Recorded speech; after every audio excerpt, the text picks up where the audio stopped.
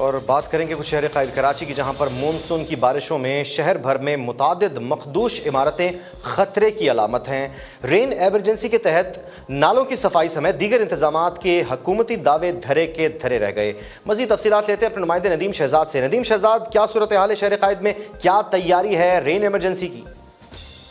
جی، ملک اندر دیکھا جو مونسون بارشوں کا آغاز ہو چکا ہے اور یہ پہلا اسپیل ہے، اور اس حوالے سے جو مخدوش عمارتیں ہیں وہ خطرے کی علامت سمجھی جا رہی ہے، جس سے سندھ کنٹرول بلڈنگ اتھارٹی نے کراچی کے اندر 400 سے زائد ایسی عمارتیں جو کہ انتہائی ناقص ہیں، بوسیدہ ہو چکی ہیں، جن پر باقاعدہ طور پر نوٹس جو ہے چسپاں کر دیے گئے کہ انہیں خالی کیا جائے، لیکن نہیں کیے گئے۔ اس وقت بھی میرے سائڈوں پر جو بلڈنگیں ہیں انہیں بھی، اس وقت رائٹ سائڈ پر جو میری عمارتیں ہیں ان میں بھی نوٹس چسپاں ہیں کہ انہیں خالی کیا جائے، لیکن ان کے بجلی کے کنیکشنز بھی کاٹ دیے، لیکن اس میں جو مکین ہے وہ خالی نہیں کر رہے، اور اس مونسون کی شدید بارشوں اور تیز ہواؤں کے اندر انتہائی خطرناک ہے، اور یہ بھی کسی حادثے کا پیش خیمہ ہو سکتی ہے کہ جس طرح لیاری کے اندر پہلے بھی ایک عمارت گری تھی جس میں کافی انسانی جانوں کا زیان ہوا تھا۔ اس وجہ سے جو محکمہ ہے سندھ کنٹرول بلڈنگ اتھارٹی، ان کی ذمہ داری ہے کہ ان عمارتوں کو خالی کریں، اور جتنی مخدوش عمارتیں ہیں، نالوں کی صفائی ہے، گلیوں کی صفائی ہے، بجلی کے کیبلز ہیں، یہ وہ تمام تر خطرات ہیں جو ان بارشوں میں ہو سکتے ہیں، اور ان عمارتوں کا خاص طور پر انہیں محفوظ کرنا انتہائی ضروری ہے، جو کہ محکموں کی ذمہ داری ہے۔ اور اس کی جو بنیادی وجوہات بنی ہیں، چونکہ یہ ساحل سمندر پر